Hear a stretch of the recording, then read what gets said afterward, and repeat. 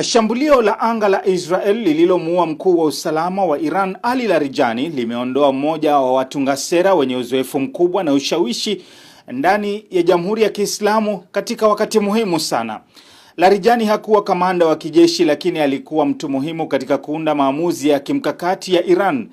Kama katibu wa Baraza Kuu la Usalama wa Taifa, alikuwa katikati ya maamuzi kuhusu vita, diplomasia na usalama wa taifa.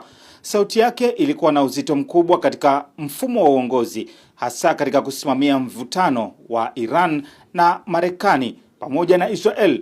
Baada ya kuuawa kwa kiongozi mkuu Ali Khamenei tarehe 28 mwezi Februari, Larijani alitoa kauli ya ukaidi akionyesha kuwa Iran ilikuwa tayari kwa mgogoro wa muda mrefu.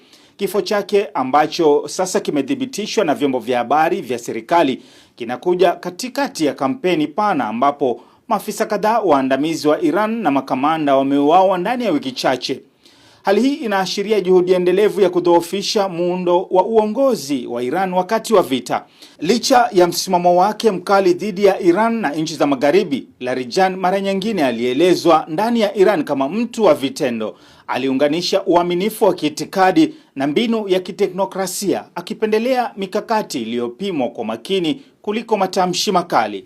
Aliendelea kuwa na mashaka makubwa kuhusu ushirikiano na mataifa ya Magharibi, lakini pia alihusika katika juhudi muhimu za kidiplomasia, ikiwa ni pamoja na kuwa mjumbe katika makubaliano ya ushirikiano wa muda mrefu kati ya Iran na Uchina.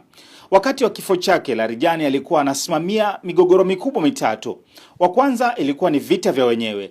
Alisisitiza kuwa Iran inapaswa kujiandaa kwa mapambano ya muda mrefu na kupanua mzozo huo katika eneo lote na hata nje, ikiwa ni pamoja na kufunga mlango wa Hormuz.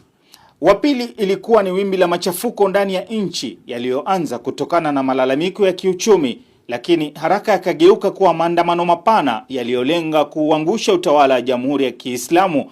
Haya yalijibiwa kwa ukandamizaji uliosababisha vifo vya maelfu ya waandamanaji kote nchini. Watatu ulikuwa ni mpango wa nyuklia wa Iran na mazungumzo yasiyo ya moja kwa moja yaliyokwama na Washington, yote ambayo tayari yalikuwa yamevurugwa na mashambulizi ya kijeshi. Kuondolewa kwake kunaacha masuala haya bila kutatuliwa na kuyahamisha kwa mrithi ambaye bado hajajulikana, anayekabiliwa na hali dhaifu sana. Ingawa Iran imeonyesha uimara kwa kiasi fulani, hasa kwa kuvuruga masoko ya kimataifa ya nishati, anga yake bado iko wazi kwa mashambulizi yanayoendelea.